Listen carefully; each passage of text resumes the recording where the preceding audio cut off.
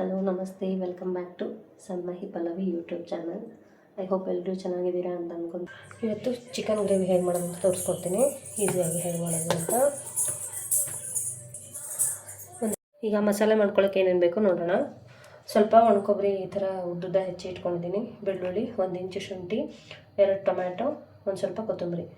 ಇವಾಗ ಬಂದು main ingredient ಇದು ಬಂದು ನಮ್ಮನೇಲಿ ಯೂಸ್ ಮಾಡೋ ಚಿಕನ್ ಮಸಾಲ. ಇದನ್ನು ಆ್ಯಕ್ಚುಲಿ ನಮ್ಮಮ್ಮ ಪ್ರಿಪೇರ್ ಮಾಡಿಕೊಟ್ಟಿರ್ತಾರೆ. ಇದರಲ್ಲಿ ಧನಿಯಾ, ಚಕ್ಕೆ, ಲವಂಗ, ಒಟ್ಟು ಈ ಗರಂ ಮಸಾಲ ಐಟಮ್ಸ್ ಎಲ್ಲ ಏನು ಮಾಡ್ತಾರಲ್ವ ಅದೆಲ್ಲ ಹುರಿದುಬಿಟ್ಟು ನಮ್ಮಮ್ಮ ಪೌಡ್ರ್ ಮಾಡಿ ಕೊಟ್ಟಿರೋದು. ಇದನ್ನು ನಾನು 1.5 ಸ್ಪೂನಷ್ಟು ತೊಗೊಂಡಿದ್ದೀನಿ. ನನಗೆ ಇದರದೆಲ್ಲ ಮೆಜರ್ಮೆಂಟ್ಸ್ ಗೊತ್ತಾಗಲ್ಲ, ಸೊ ಅವ್ರ ಹತ್ರ ನಾನು ಮಾಡಿಸ್ಕೊಂಡು ತಂದಿರ್ತೀನಿ.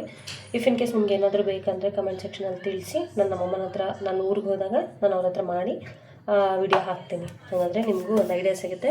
ಇಫ್ ಇನ್ ಕೇಸ್ ನಿಮ್ಮ ಹತ್ರ ಇದು ಇಲ್ಲ ಅಂದ್ರೂ ಜಸ್ಟ್ ಇದೆಲ್ಲ ಅಷ್ಟೇ ಮಸಾಲೆ ರೆಡಿ ಮಾಡ್ಕೊಂಡ್ಬಿಟ್ಟು ಆಮೇಲೆ ಲಾಸ್ಟಿಗೆ ಇದೆಲ್ಲ ಮಸಾಲೆ ಎಲ್ಲ ಬೆಂದಾದಮೇಲೆ ಲಾಸ್ಟಿಗೆ ಚಿಕನ್ ಮಸಾಲ ಸಿಗುತ್ತಲ್ವ, ರೆಡಿ ಚಿಕನ್ ಮಸಾಲ, ಬೇಕಾದರೆ ಅದನ್ನು ಹಾಕಿ ಮಾಡ್ಕೋಬಹುದು. ಇವಾಗ ಇದೆಲ್ಲ ಮಿಕ್ಸಿ ಜಾರಿಗೆ ಹಾಕಿ ಮಸಾಲೆ ರೆಡಿ ಮಾಡ್ಕೊಳ್ಳೋಣ. ಫಸ್ಟು ಈ ತೆಂಗಿನಕಾಯಿ ಹಾಕಿ ರುಬ್ಕೊಂಬೋಣ, ಕೊಬ್ಬರಿ ಹಾಕಿ. ಈಗ ಇದೆಲ್ಲ ಒಟ್ಟಿಗೆ ಹಾಕಿಬಿಟ್ಟು ಈಗ ಒಂದು ಮಸಾಲೆ ರೆಡಿ ಮಾಡ್ಕೊಳ್ಳೋಣ.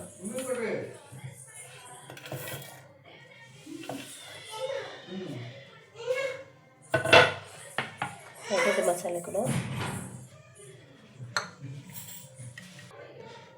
ಈ ರೀತಿ ಮಸಾಲೆ ಎಲ್ಲ ರೆಡಿ ಮಾಡ್ಕೊಂಡಿರಬೇಕು.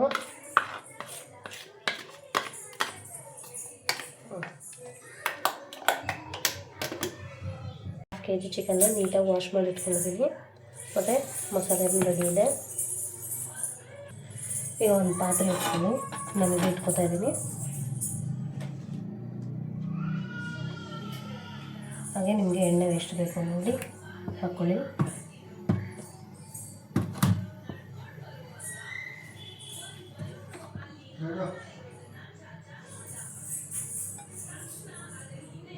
ಆಮೇಲೆ ಸ್ವಲ್ಪ ಎಣ್ಣೆ ಜಾಸ್ತಿ ಬೇಕು. ಜೊತೆ ಹೀಗೆ ಸ್ಲಿಟ್ ಮಾಡಿಬಿಟ್ಟು ಹಾಕೋತಾ ಇದ್ದೀನಿ. ಈರುಳ್ಳಿ ಉದ್ದ ಹೆಚ್ಚಿ ಇಟ್ಕೊಂಡಿದ್ದೀನಿ, ಅದನ್ನು ಹಾಕೋಣ.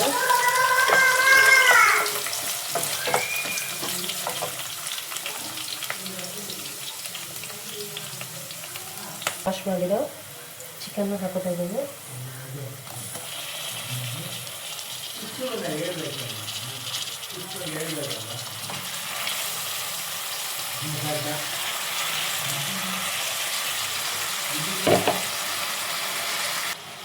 ಈಗ ಚಿಕನ್ ಬೇಯಕ್ಕೆ ಎಷ್ಟು ಉಪ್ಪು ಬೇಕೋ ಅಷ್ಟು ಒಂದು ಸ್ವಲ್ಪ ಹಾಕ್ತೀನಿ.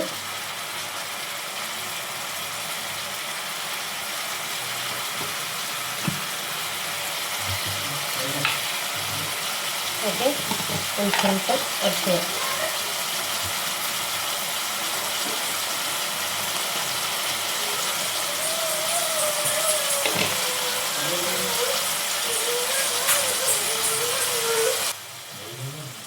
ಉಪ್ಪು ಅರಿಶಿನ ಹಾಕಿದ್ಮೇಲೆ ಒಂದ್ಸಲ ನೀಟಾಗಿ ಮಿಕ್ಸ್ ಮಾಡಿಬಿಟ್ಟು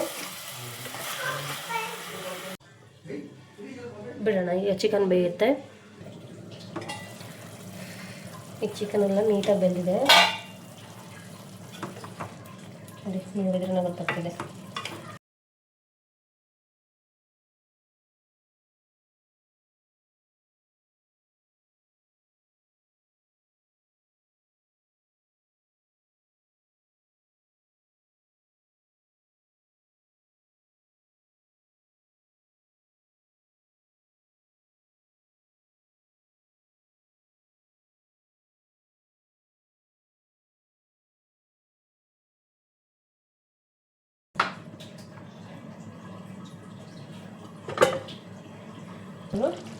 ಖಾರದ ಪುಡಿ ಆ್ಯಡ್ ಮಾಡ್ಕೊತಿದ್ದೀನಿ. ಯಾಕಂದರೆ ನಾನ್ ವೆಜ್ ಬಂದುಬಿಟ್ಟು ನನ್ನ ಹಸ್ಬೆಂಡ್ಗೆ ಸ್ವಲ್ಪ ಸ್ಪೈಸಿ ಆಗಿರಬೇಕು, ಅದಕ್ಕೆ.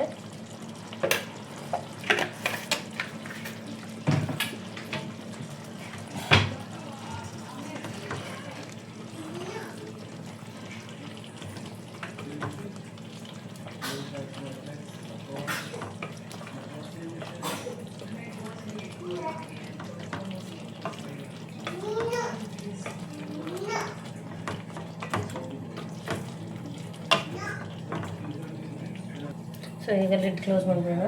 ನೀಟಾಗಿ ಮಸಾಲೆ ಎಲ್ಲ ಬೆಂದು ಆಯಿಲೆಲ್ಲ ಬಿಟ್ಕೊಳ್ತದೆ, ಸಪ್ರೇಟ್ ಆಗುತ್ತೆ. ಅಲ್ಲಿವರೆಗೂ ನೀಟಾಗಿ ಬೇಯಲಿ ಇದು.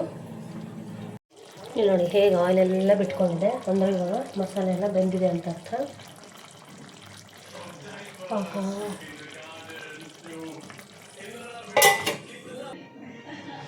ಆಹಾ ಸೂಪರಾಗಿರೋ ಚಿಕನ್ ಗ್ರೇವಿ ರೆಡಿ ಆಗಿದೆ. ಇವಾಗ ಇದು ನನಗೆ ಚಪಾತಿ, ರೊಟ್ಟಿ, ಬಿಸಿ ರೈಸು ಯಾವುದ್ರ ಜೊತೆ ಅಂದರೂ ತಿನ್ಬೋದು.